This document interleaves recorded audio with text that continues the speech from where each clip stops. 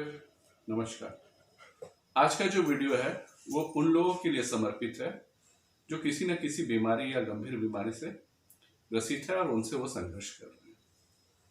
आज मेरा प्रयास यही रहेगा कि मैं उन लोगों तक कुछ ऐसा नॉलेज दूं जो उनकी हीलिंग के लिए हेल्पफुल हो या सहायक हो।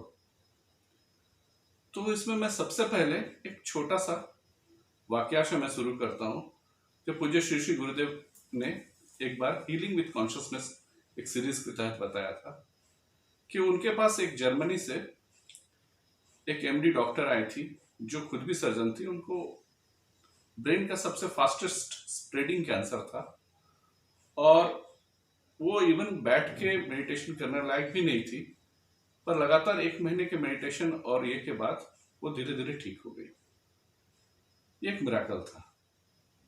पर जब उन्हीं से गुरुदेव ने पूछा कि आप कैसे ठीक हुई, ये आप साइंटिफिकली कैसे एक्सप्लेन करेंगे, तो जो उन्होंने जो उत्तर दिया वो इस तरह था कि पॉसिबिलिटी ये है कि हर एक सेल, जो each cell is surrounded by a consciousness, एक इंटेलिजेंस से हर एक सेल घिरा होता है और उस इंटेलिजेंस, उस जो कॉन्शियसनेस से जो सेल घिरा होता है, अगर उसमें हैप्पीनेस या फिर उसमें पॉजिटिवनेस आ जाए तो वो सेल डीएनए को पेनिट्रेट करता है हील होने के लिए।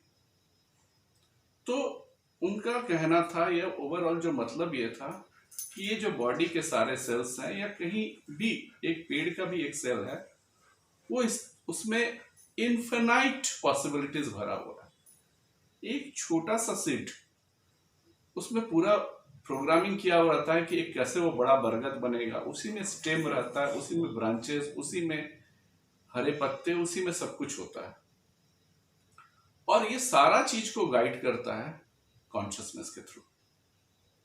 तो दैट मीन्स कॉन्शियसनेस जो हमारा है, जो हमारा माइंड है, उसमें इनफिनाइट पॉसिबिलिटी है। वो पॉसिबिलिटी इतना दूर तक है, इस हद तक है कि वो अपने शरीर के अंदर कुछ क्रिएट भी कर सकता है या फिर उसको डिस्ट्रॉय भी कर सकता है। एक दूसरी घटना मुझे याद आती है कि शिवानंद जी ने एक बार किसी को हीलिंग के थ्रू, एक उनके पेट में 11 या 12 इंच का एक स्टोन था, उसको 2 दिन में खत्म कर दिया। तो वो आदमी ने बड़ा आश्चर्य से बोला, ये तो मिराकल है। तो शिवानंद जी ने उनको बोला, ये भी क्या कम मिराकल था कि तुमने इतना बड़ा स्टोन अपने अंदर पैदा कर लिया था। तो हमारा जो थिंकिंग प्रोसेस है, थॉट प्रोसेस है, वो शरीर में बदलाव लाने के लिए बहुत ज्यादा जिम्मेदार है और उसी थॉट प्रोसेस के थ्रू कई बार हम बीमार भी पड़ते हैं और उसी थॉट प्रोसेस के थ्रू हम सीढ़ियों के रूप में काम करके अपने आप को हील भी कर सकते हैं। क्योंकि ये जो हमारा अन्नमय कोश है, जो बॉडी है, ग्रॉस बॉडी, उसके ऊपर मनोमय कोश है, एस्ट्रल बॉडी। तो उसी में पहले सारा चीज प्रोग्राम होता है, उसके बाद मैनिफेस्टेशन बॉडी में होता है। एक कहावत भी है, शायद कहा गया है कि the two wolves are continuously fighting in our mind, which one is going to win. तो उसमें बोला गया है which one you have feed most, आप जिसको ज्यादा खाना देंगे वही जीतेगा। तो इसका मतलब साफ है कि अगर आप पॉजिटिवनेस के थ्रू अगर आप अपनी लड़ाई लड़ेंगे तो आपकी जीत निश्चित है। पर देखा गया है कि पॉजिटिव बोला जाता है ऊपर से, पर अंदर से आदमी डरे हुए होते हैं। अंदर से उसका सबकॉन्शियस माइंड बार बार बोलता है कि नहीं नहीं, तुम तो हार जाओगे, नहीं नहीं, सारी विपत्ति तो तुम्हारे ऊपर है, तुमसे ज्यादा दुखी कोई है नहीं। क्योंकि उसका जो सबकॉन्शियस माइंड है वो मानने के लिए तैयार नहीं होता है कि ये लड़ाई में वो जीत सकता है। यहां पर ज्योतिष कुछ मदद कर सकता है। करेज के लिए ज्योतिष में या भारतीय विद्या में एक प्लैनेट को बहुत ज्यादा रिस्पॉन्सिबल बताया गया है, वो है मंगल, मार्स। इसीलिए मार्स को सिग्निफिकेंस बोला गया है आर्मी का, पुलिस का, फिर आपका जो भी इमरजेंसी सर्विसेज है, मेडिकल सबका, और बॉडी में मार्स को सिग्निफिकेंस माना गया है ब्लड का। तो अगर मार्स आपका ठीक होने लगे और वो अच्छा होने लगे, वो स्ट्रांग होने लगे, तो आप बहुत सारी प्रॉब्लम से लड़ सकते हैं, क्योंकि वो आपकी हिम्मत है। तो अगर आपका मन या दिमाग मानने के लिए तैयार नहीं है, हारने के लिए बैठा हुआ है, तो आप हनुमान चालीसा का पाठ कीजिए, और जितनी बार दिमाग में नेगेटिविटी आ रहा उतना बार पाठ कीजिए आप।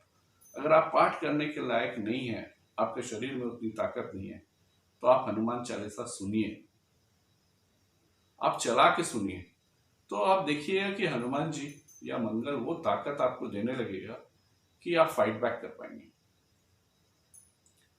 आप एक चीज को देखिएगा या सुने होंगे कि ईस्टर्न इंडिया में, खासकर बंगाल में, उड़ीसा में, असम में जो शादियां होती थी, माँ बाप भले कुछ दे ना दे पाए, गहना दे ना पाए, दो चीजें जरूर अपनी कन्या को देती थी जिनका विवाह हो रहा है।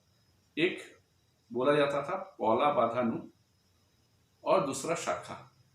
यह पौला एक्चुअली मूंगा से बना हुआ एक बैंगल है, और शाखा एक व्हाइट रंग का होता है जो शंख से बनता है।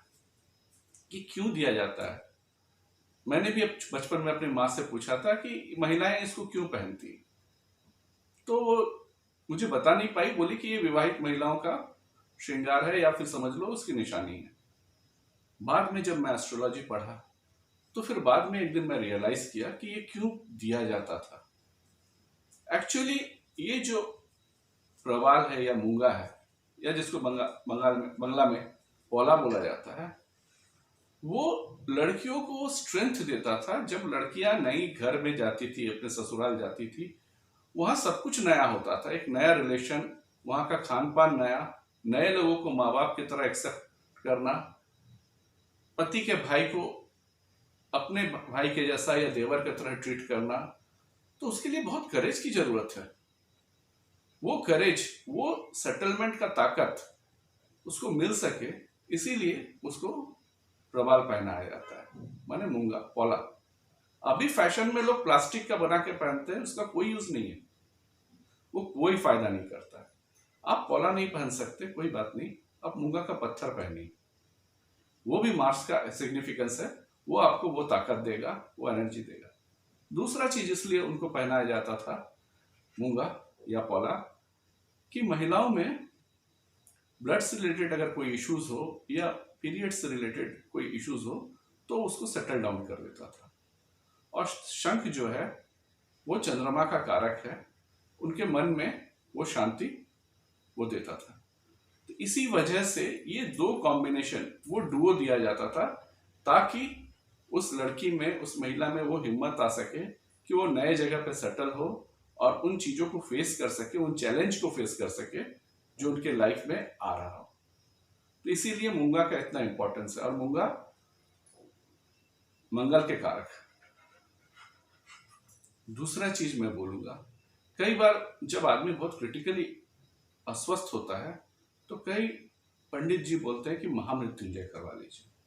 मैं रिक्वेस्ट करूंगा उनसे, जब बहुत ज्यादा क्रिटिकल कोई इल हो या बीमार हो, तो प्लीज महामृत्युंजय मत करवाइए। क्यों? क्योंकि महामृत्युंजय जो है ना, वो मोक्ष कारक है। उसमें देखिए मृत्यु के पहले महा लगा हुआ है, दैट मीन्स पुनरपि जन्मम पुनरपि मरणम का ये जो सीरीज चल रहा है, वो सीरीज से आप निकल सके, तो इसलिए महामृत्युंजय, तो वो मोक्ष देता है।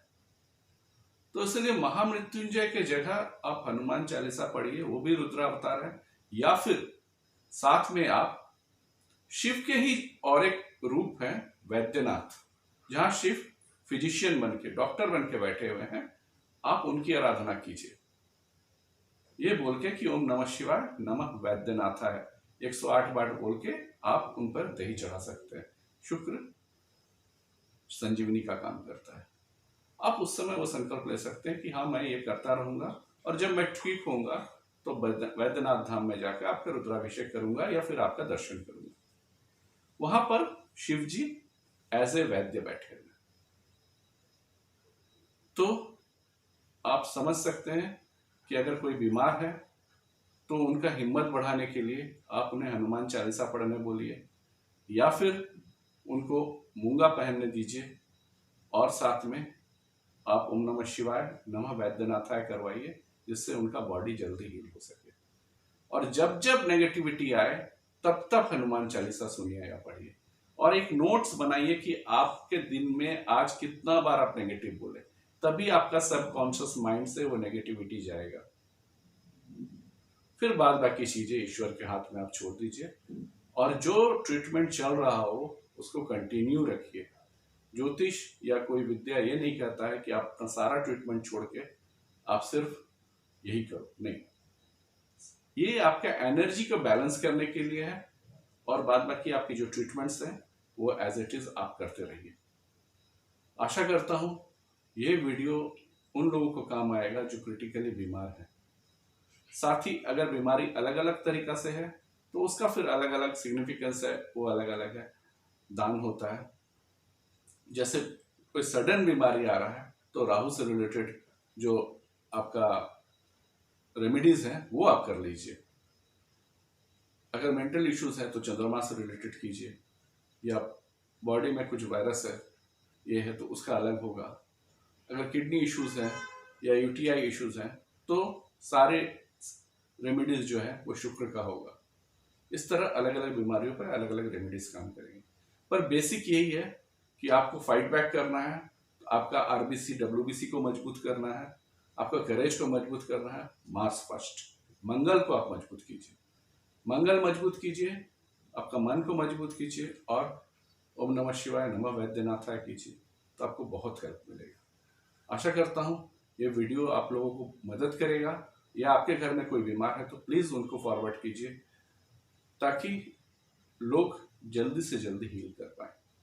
और दूसरी चीज़ मैं ये बोलूँगा, मैं अपने पुराने वीडियो में भी बोला हूँ, जो बीमार नहीं है वो एकादशी का व्रत करना शुरू करें, ताकि बीमारियां आपके शरीर में कम आए। इसी के साथ नमस्कार।